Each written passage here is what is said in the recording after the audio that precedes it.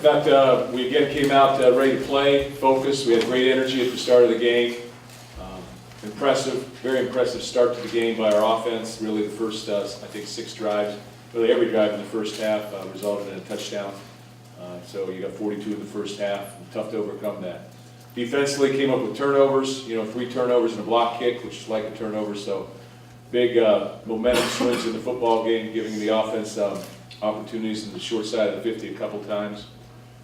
I think 3 actually. So very impressed with Langford's play today.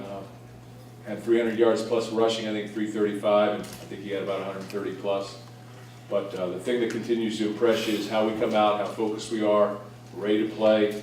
Cook came out, played well.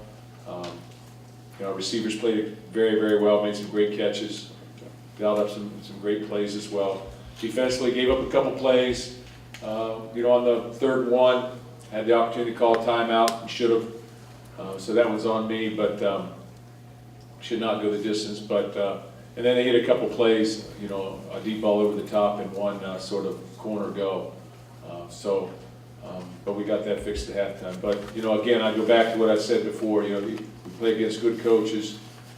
Coach Bowles does not lose many football games. It has not, and they're well designed, and they're the running backs run hard, and they continue to work at it. So I'll take some questions. Mark, 2-parter. First of all, you have not had the luxury since you've been here of having this potent of an offense where you're getting so many defensive guys. How does that just continue to make you better because you haven't had it? Well, that's true. I mean, we've always been sort of, I guess we have gotten to the point, but we've never exploded like this, I think, out of the gate with our offense in the years that we've been here before. So, it's a great advantage, especially when you're not turning it over and, you're able to run the ball and throw it.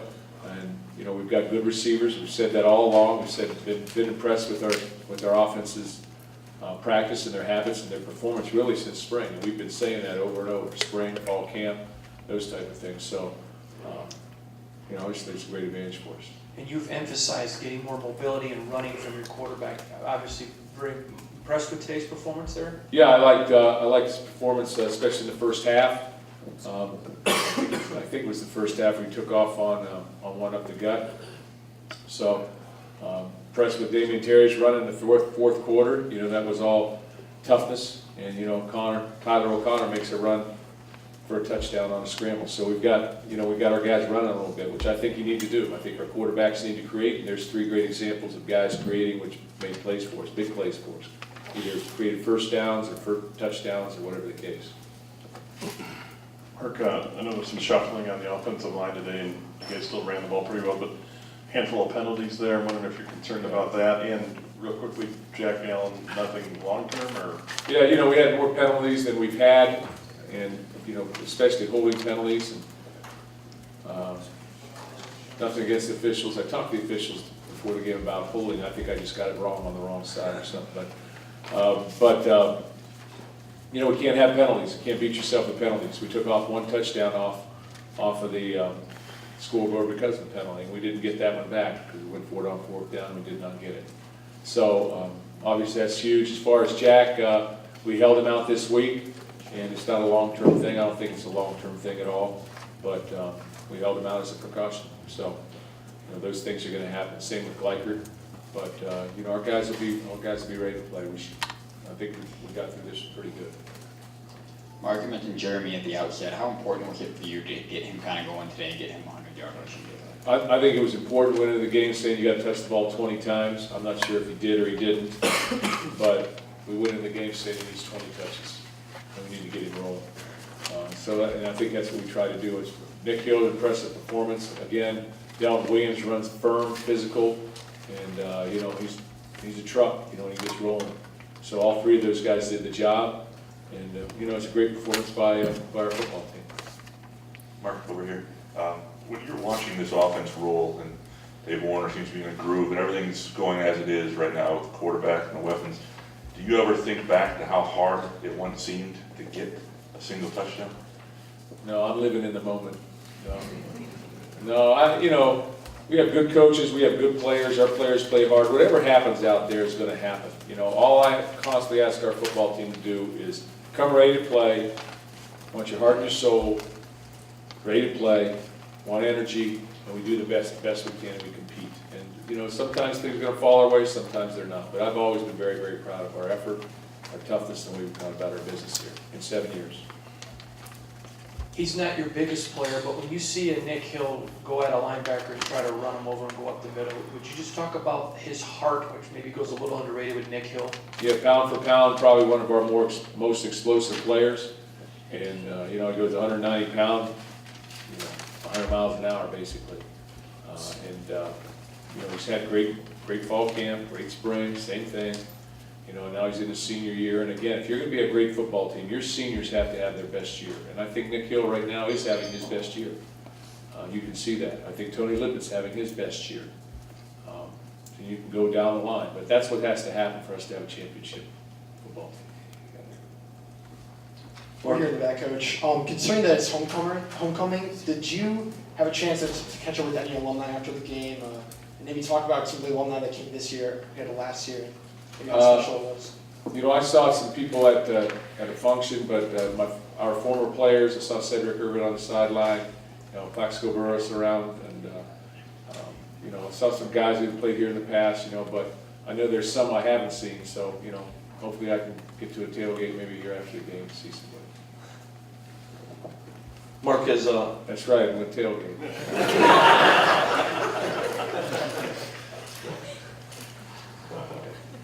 Mark, over to your left. Has R.J. Williamson lost some confidence out there? What's the situation at that spot right now? You know, I think Monte Nicholson's playing pretty well. He's got a lot of ability, and you know, we sort of going back and forth with those two guys. I think RJ has an opportunity to make plays and makes plays.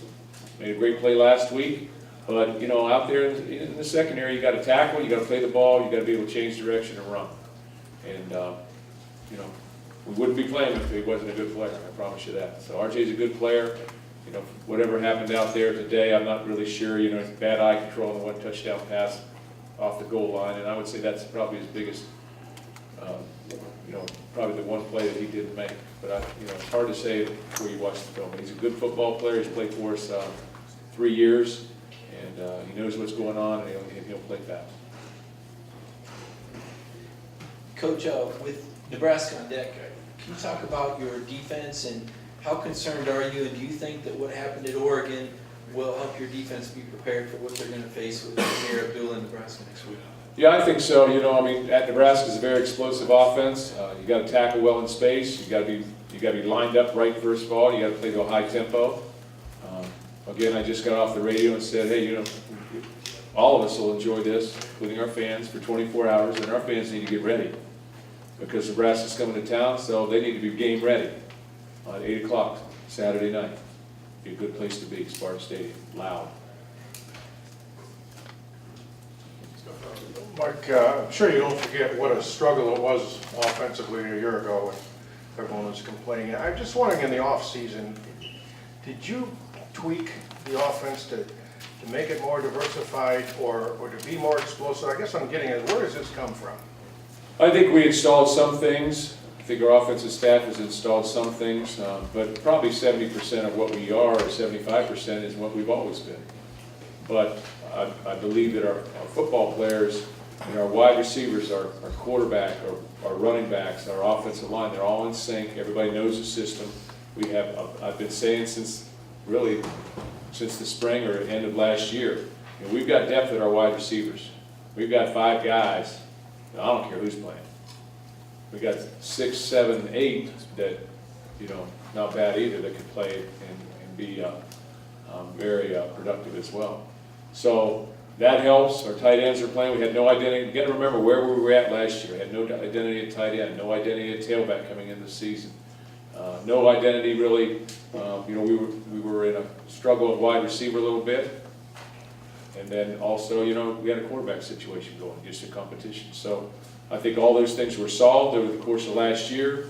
They developed a lot of confidence over the course of last year, and we're playing very confident fast. And our guys know each other. So they know where that ball's going to be at, and they know where that cut's going to be made. So I think all those things help us, helping our success. Hey, Coach, I'm talking about Thomas right here. He's been all over the field for you. Now he's settled in on defensive line. Is this it for him? This is where you happy with him? Defensive tackle, LT? Yeah, I think LT's playing well. He's sudden in there, he's athletic, he's a 300-plus pound guy that's been a linebacker, that's been a fullback, so he's athletic, and I think he's quick twitching there, so I think he's gonna make plays, and, should be a great year for him. But again, we've got, 8 games left to play, so there's a lot to go yet. But, we like what he's doing. Mark, your special teams early has been a real strength, and not even in a day where you didn't punt hardly at all or kick a field goal, you get the block, you're getting some returns, which you didn't have the last couple of years. Can you talk about that impact and the importance of that moving forward? Yeah, special teams is something we've always emphasized here. We've always been pretty good at them, and they've always won games for us.